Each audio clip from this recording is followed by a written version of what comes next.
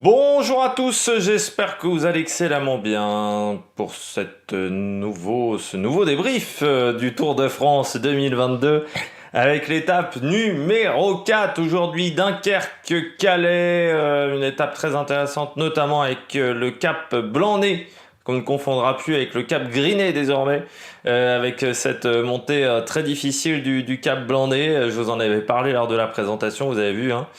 C'était pas ça. Je m'attendais quand même pas à ce qu'un homme seul arrive à sortir. Mais c'est vrai que la Jumbo a fait Ils ont monté Enfin, c'est au moins du 60 à l'heure, hein. Parce que le record, je crois, le record sur Strava, je crois était 2 minutes. Sur le segment de Strava, je crois que c'était 2 minutes. On n'a pas fait en 2 minutes, hein, la montée. Donc je pense qu'on a dû battre le record de la montée sur le segment Strava. Parce que cette année, sur le site du Tour de France, il y a les segments Strava.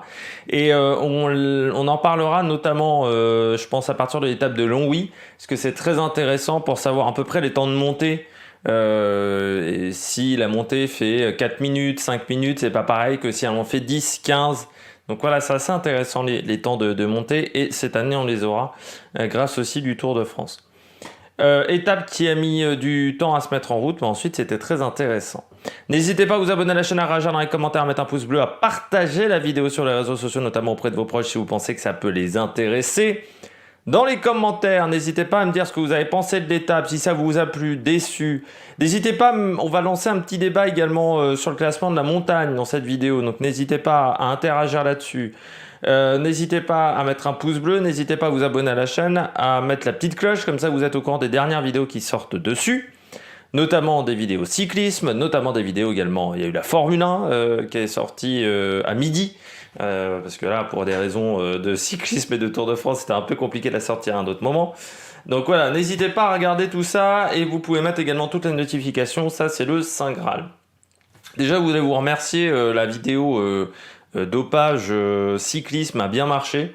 C'est un truc qu'on fera peut-être revenir sur des grosses affaires de dopage. Je sais qu'il y a un mec qui fait ça sur YouTube en ce moment, ça s'appelle Cyclisme et Dopage.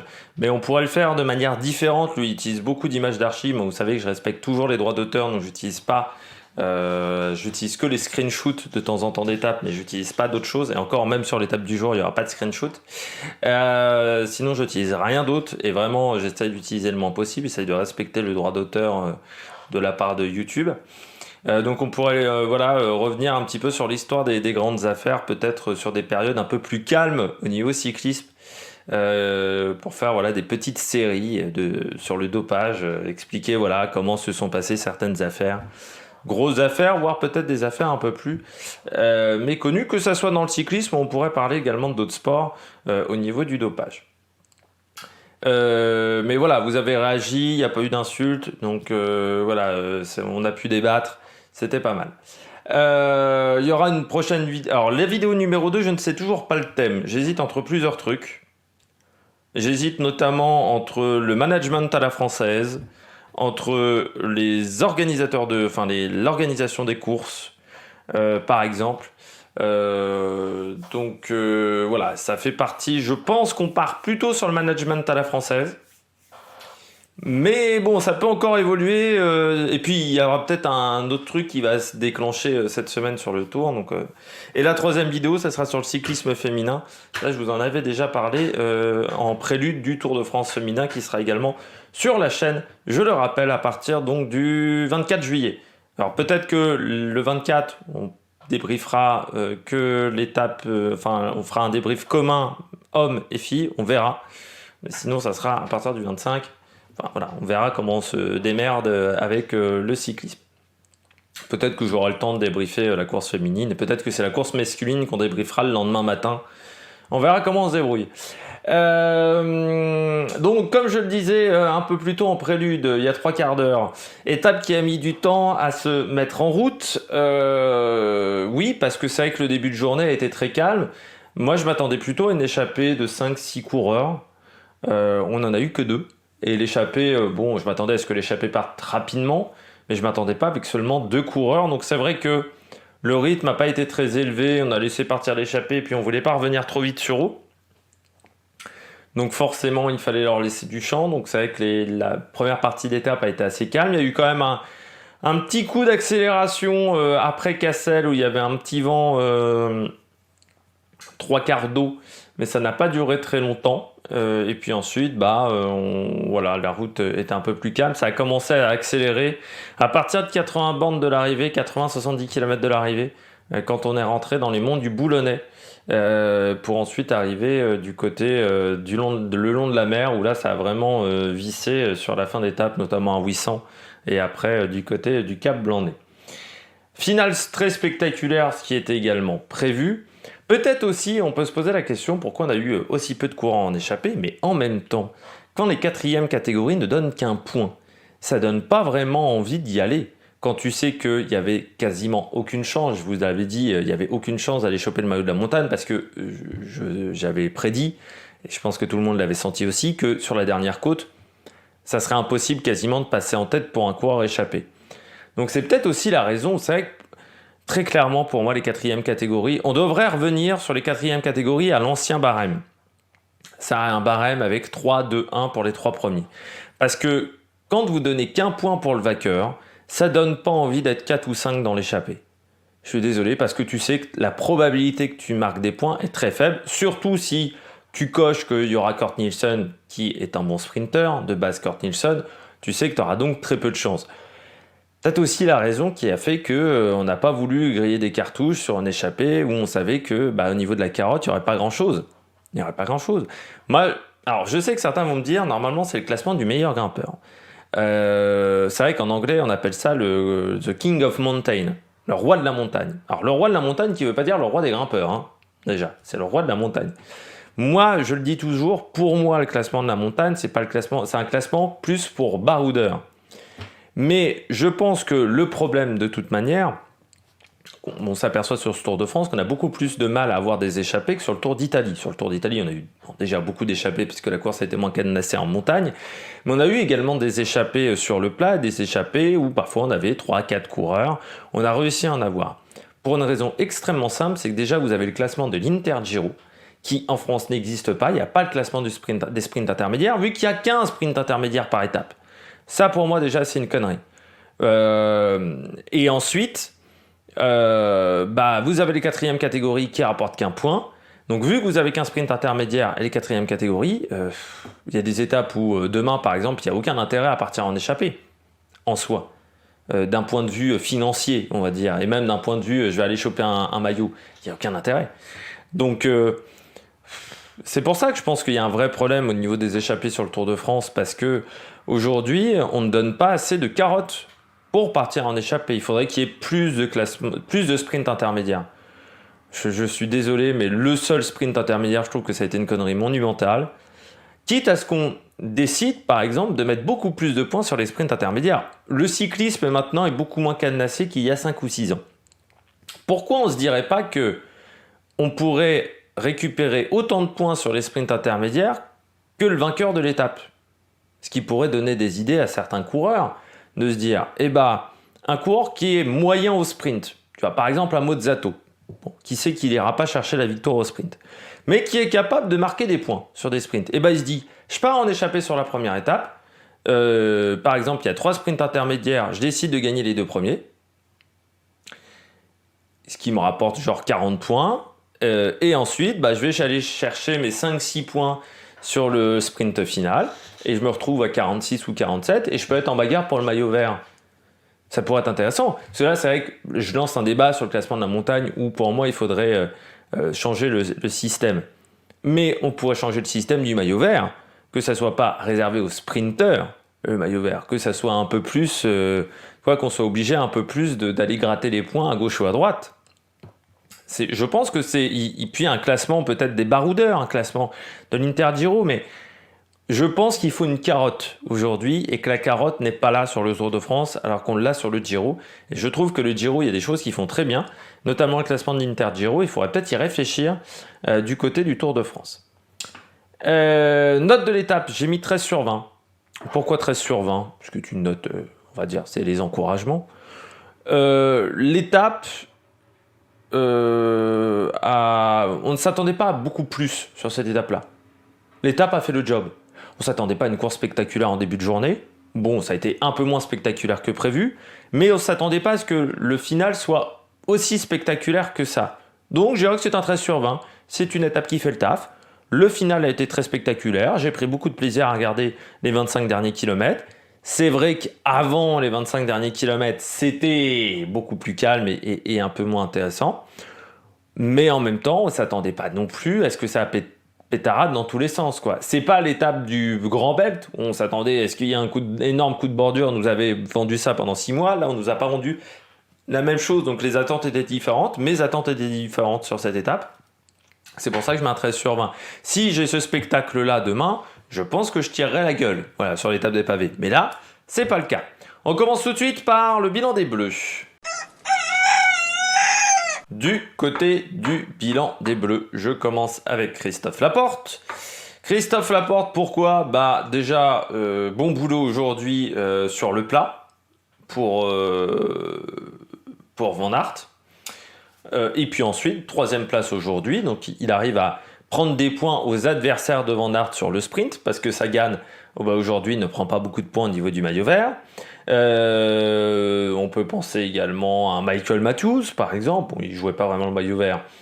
Mais par exemple, Sagan aujourd'hui, qui, je pense, est l'adversaire numéro 1 de Van Aert pour le maillot vert, il lui a pris des points. Et puis Laporte a fait un très bon travail sur le plat. Il a fait un bon sprint aujourd'hui. Quand vous regardez son sprint, Philipsen, il arrive à passer par un petit trou de souris. C'est vraiment faufilé Philipsen. Il a pris des risques du côté de Philipsen. Mais Laporte, je trouve, a fait un bon sprint dans le final. Donc ça montre que les jambes sont bonnes. Et puis demain, il y aura une étape intéressante. Lui, il sera peut-être moins suivi que Van Aert. Il aura un peu moins la pancarte que Van Aert. Et pourtant, il faudra s'en méfier de Christophe Laporte sur les 20 km de pavé. Donc on verra si ça peut être intéressant pour le coureur français. Je poursuis en déplaçant mon micro, ce qui normalement ne se fait pas en plein direct, mais bon, là je le voyais qu'il était mal placé. Avec Mozzato, pourquoi Mozzato 6e ? Très bon sprint aussi de Mozzato. On voit que quand il y a un peu moins peut-être de grands sprinteurs, il est vraiment capable de faire des belles places de nord. On aurait pu s'attendre à mieux. C'est là où tu vois quand même que, avec Mozzato, qui fait un bon résultat, il y a quand même un énorme problème de management. Parce que Mozzato, là c'était une arrivée, il y avait une bosse aujourd'hui, une bosse qui s'est montée très vite. Mozzato, il fait 6. On en a parlé sur, je crois, le Dauphiné, où Mozzato, il était dans le groupe Eto. Sur des étapes qui n'étaient pas beaucoup plus difficiles que celle-là. Donc il y a un moment, il va falloir m'expliquer quand même comment, du côté de Mozzato, on arrive à performer au moment du Tour de France, à être devant, et pourquoi on n'arrivait pas à le faire il y a un mois, où je pense que l'état de forme n'était pas beaucoup plus différent. Il va falloir m'expliquer également en termes de management autre chose. Pourquoi on a fait sprinter Jérémy Lecros sur le plat, alors que Mozzato aurait pu être à la bagarre, pourquoi pas pour un top 5 sur le maillot vert. Là aussi, on est sur un gros problème de management, je pense de la part de Jérôme Pinault et du staff. Je ne mets pas que Jérôme Pinault, parce que Jérôme Pinault, j'ai l'impression, s'occupe moyennement du sportif quand même. Mais là encore, on peut se poser des questions. Pourquoi on change presque de sprinter tous les jours ? Donc là aussi, pour moi, il y a une incompréhension. Et puis, pourquoi on n'est pas parti et pourquoi on n'a quand même pas mis un mec dans l'échappée ?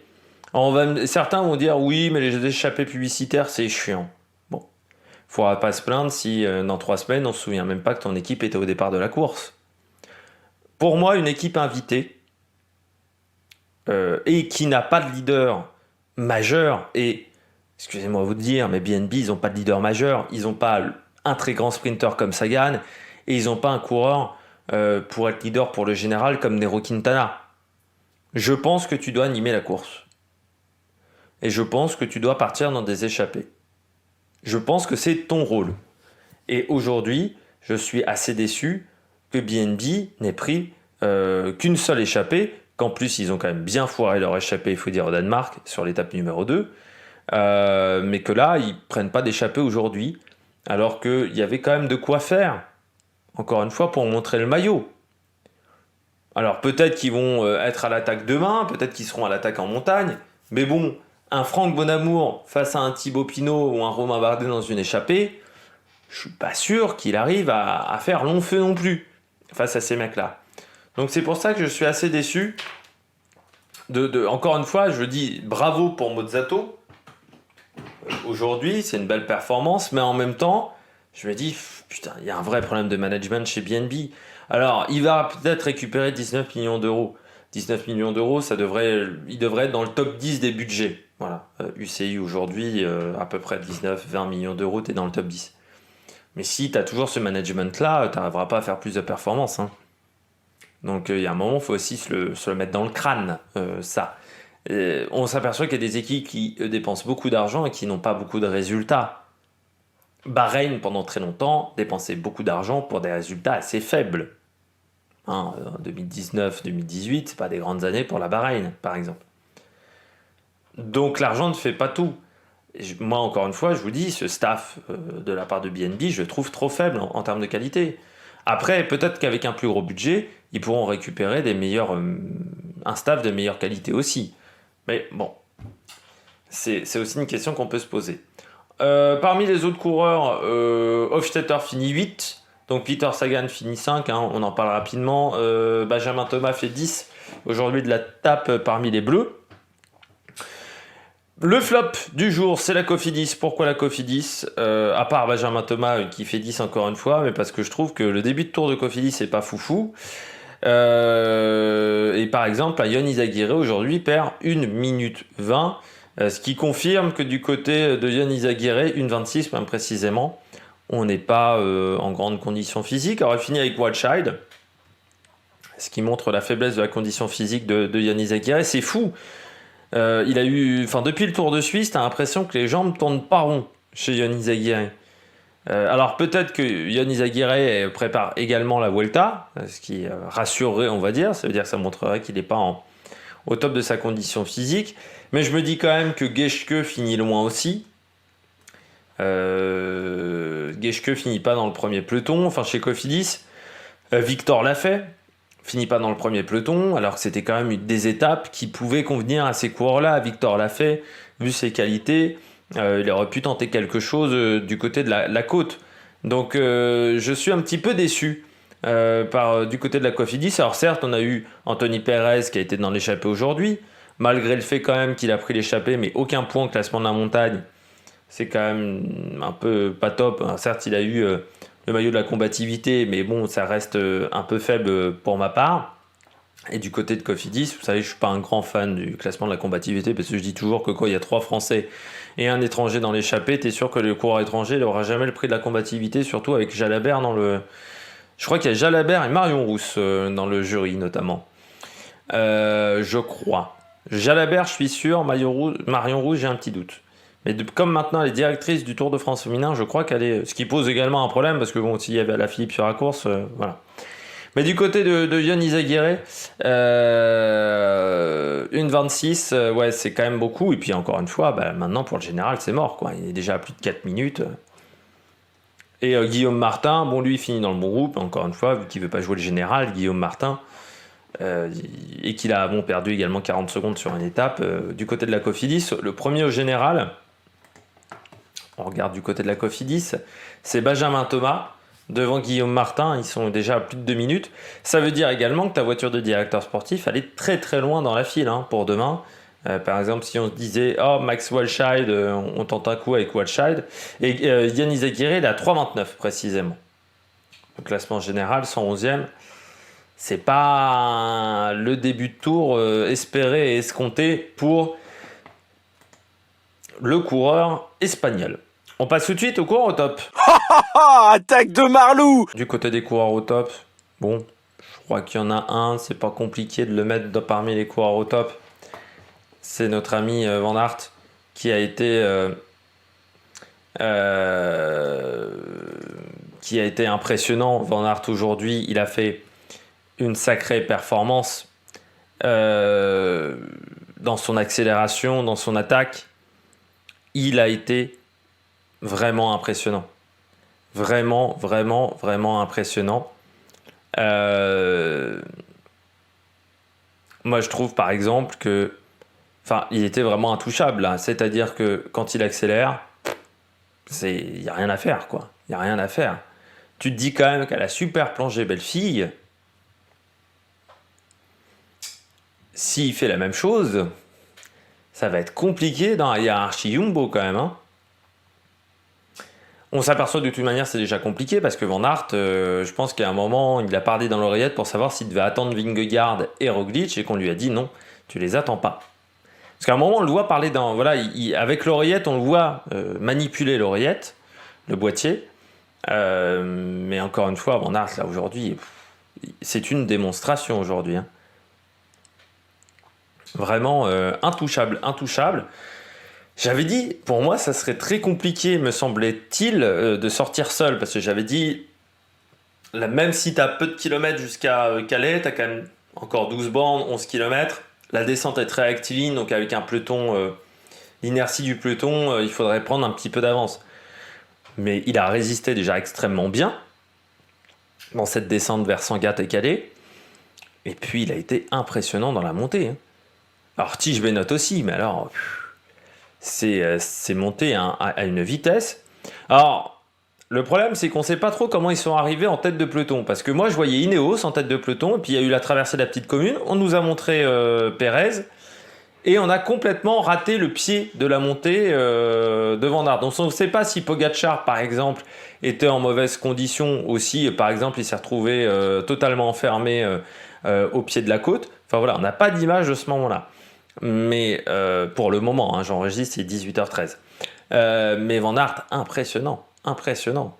Autant j'ai été critique avec Van Aert sur son sprint, encore une fois, hein, et sur la réglementation qui, pour moi, n'est pas bien appliquée. Autant là, aujourd'hui, il était intouchable. Intouchable. Vraiment, il a fait... Et puis, il fait quand même un peu indirectement taire les critiques, parce que c'est vrai qu'on lui a reproché un peu d'être poulie d'or. Van Aert, et c'est vrai que je pense qu'il n'a pas eu forcément la médiatisation peut-être escomptée avec son maillot jaune. Même moi, il y a un jour, j'en ai pas parlé. Hein. Quand il a pris le maillot jaune, j'en ai parlé 10 secondes hein, sur la chaîne. Voilà. Là, je pense qu'il a remis un petit peu les pendules à l'heure, Van Aert. Qu'il a montré déjà que c'était un coureur de grande classe. Il y a toujours cette guéguerre avec Van Der Poel ou avec même Remco Evenepoel en Belgique. Il refait parler de lui quand même de manière impressionnante. Donc voilà, c'est une bonne journée, je pense, pour Van Aert. Puis c'est une belle victoire, encore une fois. Il l'a fait avec la manière aujourd'hui. Il aurait pu se contenter du sprint. Non, il a décidé de sortir avec du panache. Et ça, c'est beau. Voilà, c'est beau aussi. Philipsen, en 2. Pourquoi Philipsen? Je ne m'attendais pas à ce qu'il passe la bosse. C'est pour ça que je suis impressionné, parce que moi, je pensais aujourd'hui que De Koninck, ils allaient travailler pour Van Der Poel. Et que je m'attendais à ce que De Koninck fasse le travail qu'a fait la Jumbo. Bon, Van Der Poel, pour le moment, c'est un peu l'homme invisible sur ce Tour de France. On espère que demain, il va se réveiller, parce que sinon, on pourra commencer à avoir des inquiétudes. Après, il faut quand même rappeler aussi que doubler Giro et Tour de France, c'est pas aisé. Du tout, du tout.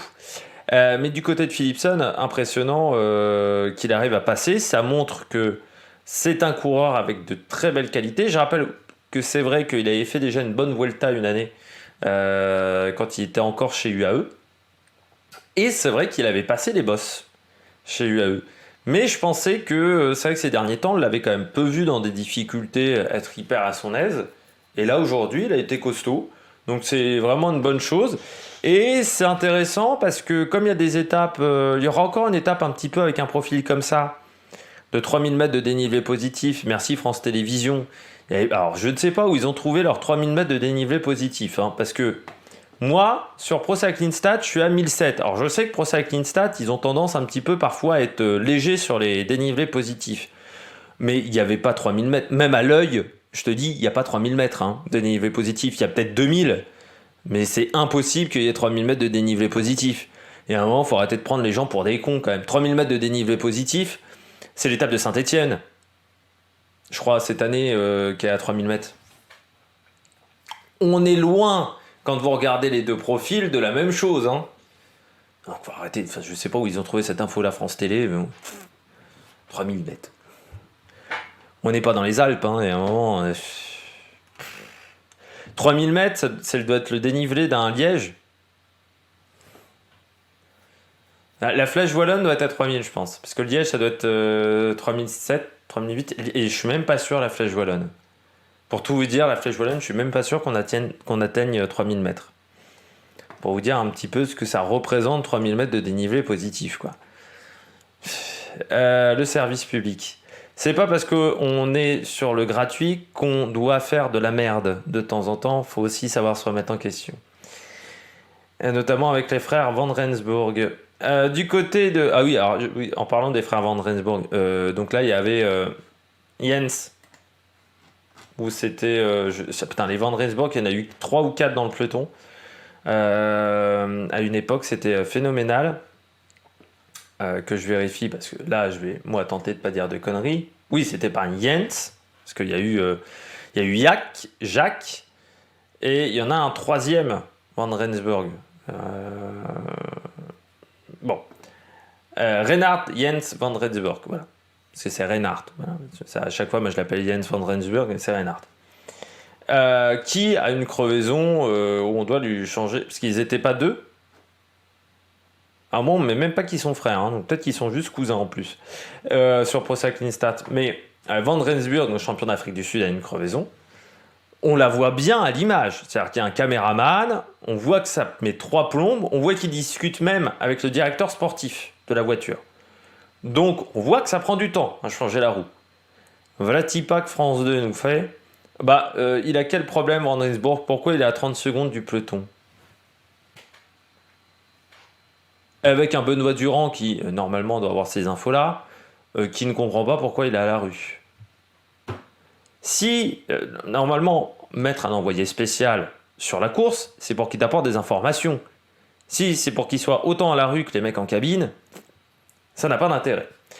Du côté donc de Philipsen, on en a parlé. On va parler d'Adam Yates, parce que sinon cette vidéo va durer 3 plombes.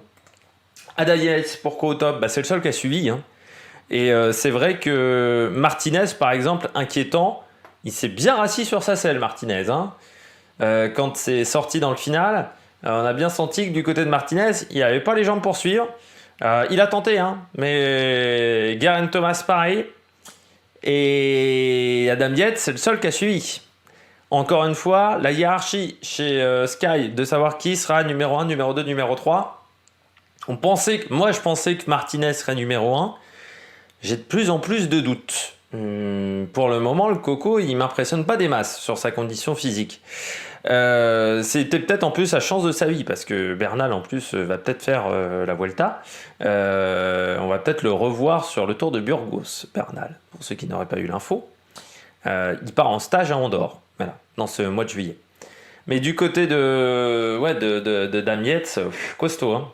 Costaud, et puis ça montre que, un petit peu comme sur l'UAE Tour, c'est peut-être le seul qui est en capacité de suivre Pogacar.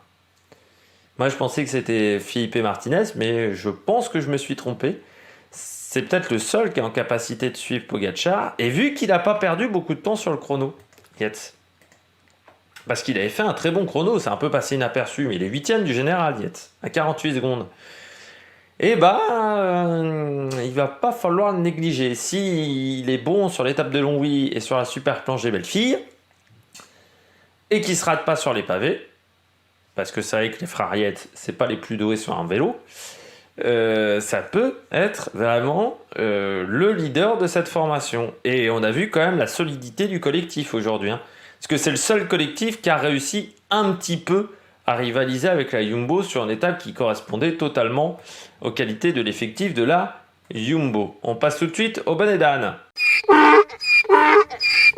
Premier bonnet d'âne du jour, Bettiol. Bettiol, ça fait quand même depuis quelques temps que je n'arrive pas à comprendre ce coureur. Je dirais que ça fait quand même depuis 2 ans que j'arrive pas à comprendre ce coureur. C'était normalement une étape pour Bettiol. Enfin, une étape pour Bettiol. Il aurait dû être dans le premier groupe. Dans le groupe Godu, au moins, il aurait dû être. Bettiol, il finit à 1,30, je crois, aujourd'hui. Hein. Voire même plus, Bettiol. 1,34, précisément. Je comprendrai jamais ce coureur capable de faire 2e sur le Tour de Suisse et 4e. Alors 2e avec un sprint encore plus irrégulier que celui de Van Aert, en passant. Comme quoi, vraiment, la réglementation n'est pas appliquée. Et ça date pas du Tour de France.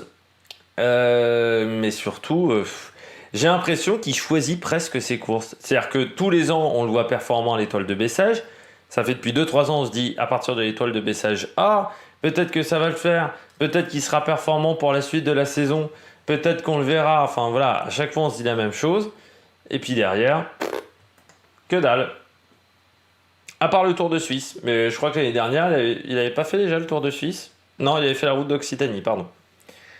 Mais l'année dernière, il s'était imposé sur le Tour d'Italie.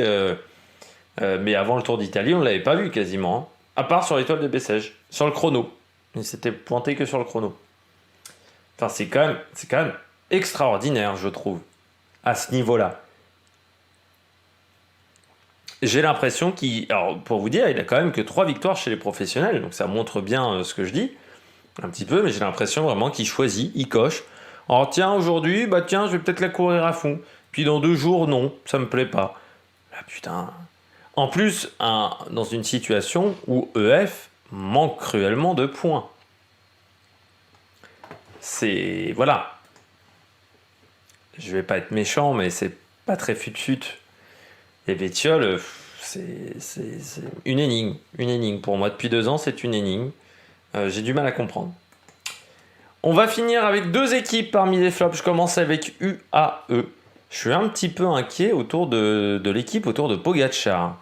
Aujourd'hui, sur une étape qui pourtant n'était pas très difficile, en termes de dénivelé positif, c'était pas 3000 mètres, encore une fois, on s'aperçoit qu'ils ne sont que 4 à finir avec Pogačar, en sachant que McNulty à un moment était lâché. Ils sont 3 à finir dans le groupe à 8 secondes.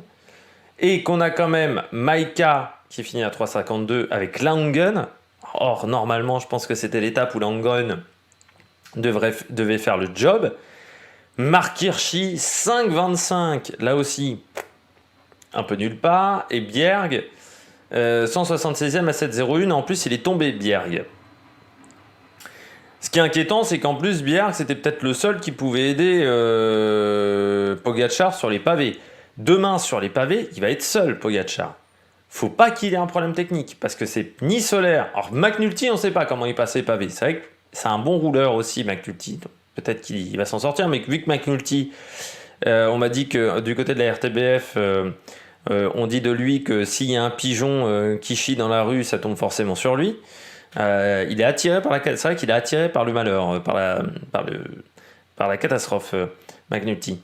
Mais c'est vrai que c'est pas top, quoi. Alors, on a peut-être fait du coaching, notamment avec Maika, parce que c'est vrai que sur le Tour de Slovénie, Maika avait l'air d'être très performant. Mais bon, demain sur les pavés, je suis quand même inquiet. Encore une fois, Georges Bennett sur les pavés, je pense pas qu'il soit performant. Solaire, ça m'étonnerait. Et McNulty, il faut voir. C'est vrai qu'il est puissant, McNulty. Mais on aura peut-être pu s'attendre quand même à ce que d'autres coureurs soient performants. Donc, il va lui manquer Trentin. Et j'ai peur que demain, j'espère qu'il n'aura pas de problème mécanique. Surtout que s'il a problème mécanique, Pogačar, au général, il est 3e, donc il est 3e voiture. Heureusement, il n'est pas... Mais déjà, 3e voiture dans certains secteurs... c'est déjà pas l'idéal, quoi, hein, 3e voiture. S'il n'y a pas de coéquipier avec lui dès la mi-étape, déjà il va consommer pas mal d'énergie et ça va donner des idées à certains de ses adversaires. Et puis la Bora, on a vu aujourd'hui qu'Ineos avait réussi à rivaliser avec la Jumbo. La Bora n'a pas été en mesure de rivaliser avec ces équipes-là. La Bora était un tour en dessous. Vlasov n'a même pas été dans un 2e groupe, donc mal placé à l'approche de la dernière côte. Là aussi, on s'attendait peut-être à mieux encore que sur le Tour d'Italie, parce que sur le Tour d'Italie, j'ai envie de dire, ils avaient peu de mecs pour le plat. Or là, ils ont quand même Van Poppel et Pollitt, et pour les punchers, ils ont quand même Charman. Oui, mais au final, Vlasov, il perd 8 secondes aujourd'hui sur Van Aert. Alors tu vas me dire, c'est pas grand-chose. Oui, mais c'est quand même pas sensationnel. ça montre bien qu'aujourd'hui, Bora n'a pas été en mesure de construire la course. Demain, en plus, ils ont que Polite, hein, et Van Poppel, là aussi, hein, pour Vlasov. Est-ce que Vlasov passera bien les pavés? Je ne sais pas si c'est son habitude, les pavés. Donc ça peut être compliqué pour le Russe. Mais c'est vrai que je m'attendais à mieux de la part de la Bora dans sa capacité à réussir à tenir la course et à tenir le peloton. Demain, donc l'étape des pavés. L'étape des pavés, ça va être dangereux. Il faudra faire attention. Je rappelle que pour le moment, Van Aert a 25 secondes d'avance sur Lampart au général. Pogacar est à 32 secondes. Pedersen à 36. Van Der Poel à 38. Ce qui fait que si Van Der Poel veut récupérer le maillot jaune demain, il va falloir quand même cravacher très tôt. Vingegaard 6e, Roglic 7, Yates 8, Kung 9 et Pidcock 10. Le premier français, c'est Christophe Laporte qui a gagné une position, qui est 16e avec 57 secondes de retard sur Van Aert. Le premier coureur dans une équipe française, c'est Stefan Kung qui est 9e. Donc demain, l'étape des pavés, présentation 7h30, 27 minutes depuis Urbonneur. Débrief demain dans la soirée. D'ici là, n'hésitez pas à vous abonner à la chaîne, à réagir dans les commentaires, à mettre un pouce bleu et nous on se retrouve pour de nouvelles aventures sur la Mec Production. Ciao ciao!